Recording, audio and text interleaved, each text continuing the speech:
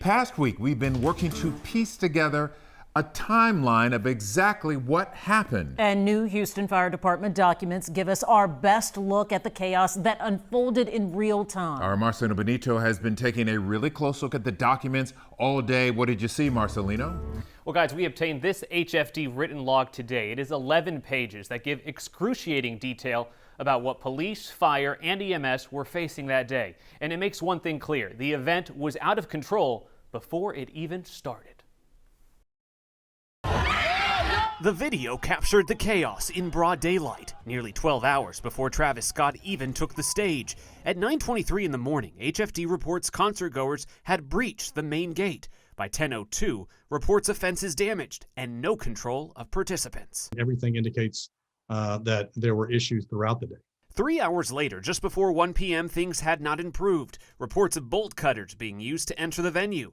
By 1:59, some injuries already reported as crowds rushed merchandise stands. Throughout the afternoon, constant reports of people jumping fences, 150 others rushing an NRG Park gate. And by 4:54, HPD reported, quote, dangerous crowd conditions. The victims and their families deserve the truth. They don't deserve a city official's version of the truth. We know HPD Chief Troy Finner met with Travis Scott about concerns that afternoon, but the show went on. I had no reason to believe that it wasn't going to be safe. At 5:05, crowd estimates stood at 26,000. Officials believe 3,000 to 5,000 of them had illegally breached security to access the site. 4 hours later, the crowd had exploded to 55,000 people. Scott took the stage at 9:06. 12 minutes later, the first report of an individual with a crush injury, struggling to breathe. 10 minutes after, at 9:28, an HFD official writes, this is when it all got real. 9:30, reports of multiple people trampled and passed out at the front of the stage. 9:32, HPD reported an unconscious female in the middle of the massive crowd.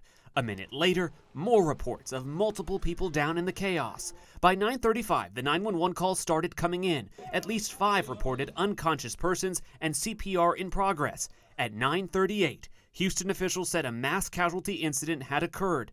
Chief Finner says HPD told event personnel to shut down the event once CPR was underway. The ultimate authority to end a show is with production and the entertainer, okay? We need somebody to help him. Somebody passed out right here. Scott briefly stopped performing a couple times, but the concert continued for nearly 40 minutes. Today, Scott's team maintained he did not know what was happening. It was hours and hours after the concert when they actually found out the tragedy, how the tragedy unfolded.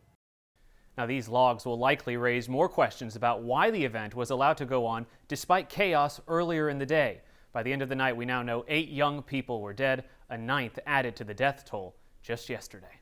Back to you.